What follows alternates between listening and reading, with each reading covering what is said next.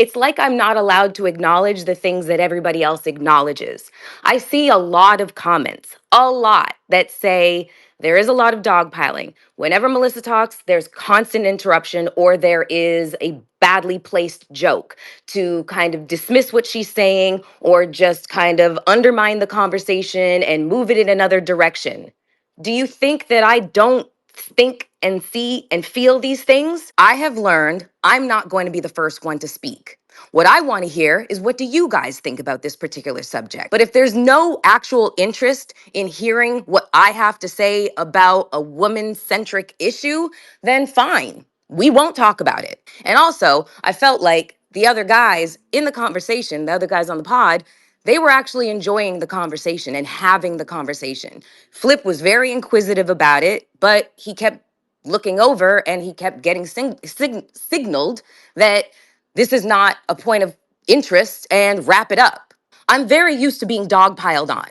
Very, very used to it. So now I'm applying things that I've learned in the past to the way that I want to pod moving forward. I'm not dumb. I'm not blind. I'm not deaf. I see the onslaught and the avalanche of criticism I receive.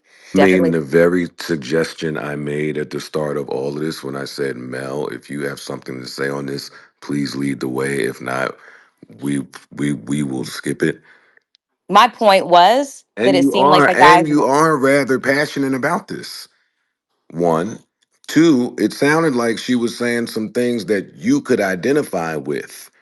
So pardon us for looking to you to say, hey, uh, your time to shine here, and if not, we'll just keep it pushing. Like how we being made into the villains because I'm of not that? making I'm not making You you into saying the a lot of shit villains. that sound real villainous. You are. I've I'm been not letting it making cook, y'all and into they're not going to tell you that. But we shouldn't be looked at as the bad people for like. All right, Tracy Ellis Ross is not our bad. We don't have any problem with listening. We could listen. You're okay. right. There was some other ways to handle that. I don't think that any of the men in the room should have led that. I I don't think that's literally putting anybody in the best position to I win. literally just said that the guys seemed to have things that they wanted to say and expound on the conversation and questions that they wanted to ask. I They know you said seemed. that, but I'm saying something too. I know you said that, but in that room, it's my judgment call to make. Mhm. So I'm not asking you to gauge the interest of the other men.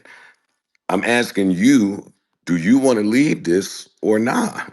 I took my prior experience of leading the conversations and then feeling like I'm dogpiled on when I express what I have to say, and I decided to flip it this time. I decided to try a different tactic of having a conversation with the guys. Yes, on Twitter Spaces, things got really chaotic when Joe Budden and Melyssa Ford would exchange shots at each other live on Spaces. For those of you that don't know, Melyssa Ford just had a weird episode on the Joe Budden podcast. One where Joe basically said she can quit if she doesn't feel like it's a welcoming environment at the Joe Budden podcast.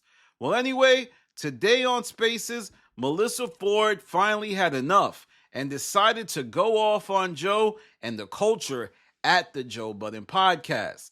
Now, this all started and migrated from a discussion at the JBP in regards to the Tracy Ellis Ross statements where she said she dated younger because older men exhibit toxic masculinity.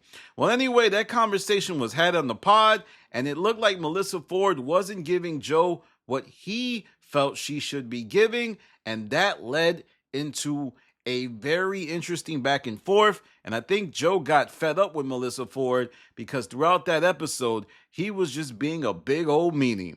Now, Melyssa Ford had a list of grievances she talked about while she was on the spaces.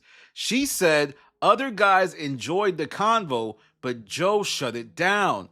Now, this is a big market departure from the tact Melyssa Ford has taken publicly and on air. Usually she goes at flip, ish, ice, but this is the first time she isolates that Joe Budden is the issue. Now, to give her some bail, he is the issue. He often sidetracks her train of thought, makes her seem like the littlest person in the room. So That's something that I think she's right about. Melyssa Ford then reveals that she feels dogpiled and says that she's used to being dogpiled. Like, it happened so much that she's developed a sense of scar tissue. So the way she handles certain conversations is the way she has coped with the realities of being the only woman voice in the room. Joe then steps in and fires back by saying Ford is making all the co-hosts in the room look like villains, and says that Melyssa Ford could have spoken to the position of Daily Younger that Tracy Ellis Ross was saying in her interview with Michelle Obama. Then Ford fires back, accusing the show once again of dogpiling on her. That's right, Melyssa Ford was for the first time confronting her boss and saying, yeah, I would like to do things. I would like to argue the way you want. I would like to do all of that, but I don't have the creative freedom to actually do that, because if I actually do what you said, you're going to make a weird joke. You're going to talk about some nonsense. So I can't do that. So yeah, pardon me if I look withdrawn. Pardon me if I don't look happy when I'm talking about the gender war. I don't feel supported. Later, a member of the Joe Budden TV community on Twitter calls Ford out for playing a victim, and Melyssa Ford promptly begins to crash out. I have said that Okay. so many times. I am Okay. not up here to represent every woman because I fucking can't. I Okay. cannot tell you how many times I have said that. Please, can I get a mother amen? Amen. Congregation, Amen. y'all have heard me Okay. say I cannot represent all women up here. Like, it's So, as you can see, Melyssa Ford is acknowledging the truth everyone has been saying about her time on the show. She is saying the quiet part out loud, folks. She knows what everyone is thinking. People don't want her to talk. People feel like Joe cuts her off. People feel like Joe sidetracks her. And she even says that she doesn't want another woman on the show. They were going to ask her about why that is, but she refused to answer because I think she knew it would maybe look a little bit crazy, whatever the answer was. And perhaps it's not because she's territorial. Perhaps it's because she feels like the rest of the cast, specifically Joe, would pit one woman against another woman and seek to replace her. But this was a fascinating space. It was almost like a conversation that was supposed to be happening in the back channels was happening in the front. And don't be surprised if Melyssa Ford gets suspended again. She was just recently suspended. Many people called me out saying that I was engaging in reckless speculation when I said that was the case. But on subsequent episodes, Joe made jokes about how she was suspended. And prior to that, she was having a rough time integrating in the show. And another big part of this space was that Mark Lamont Hill and Joe Budden were on stage with her, but nothing was said. They let her go off. They let her talk about her tough time on the show. Joe did say something, but I did find it fascinating that Mark didn't step in, talk for his sister, because I remember when Mark, it appeared like he was hired to help Melyssa Ford feel heard and listen. But even with his arrival, she doesn't at all feel heard nor listened to. Now, where does the show go from here? I think it's obvious Joe wants Melyssa Ford out of there. He's tired of her. But Melyssa Ford moved out to New York to be on the show. And now she's dealing with a really weird situation, but so is Joe. In his desperate search to have a woman voice, he's exposed himself as someone who maybe can't handle the presence of a woman on his podcast.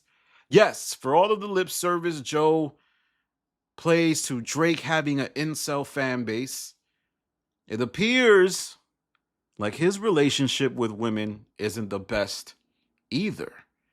But let me know what you think. Let me know what you see. Oh, I love when something I've been talking about boils over into the real world. The quiet part out loud. Because it just shows you that the speculation is often right. For whatever they say on Spaces, for whatever they say on the channels, for whatever the fans like to get on their soapbox about, we're really the extremist fans. They don't see things the way they should. Joe and Melyssa Ford are having creative differences, and only time will tell if Melyssa Ford will survive on the show. All right, y'all. Follow me on Instagram, The Stop TV. Follow me on Twitter, The Stop TV. Make sure you tap in with my Patreon. We really growing over there, and I think, I've been falling back from Spaces for a little bit, but I'm going to be coming back to Spaces real soon. And also my podcast with Rocky Thunder and Evan is on the Patreon. So there's a lot going on there. This is Danny from The Stop. Peace.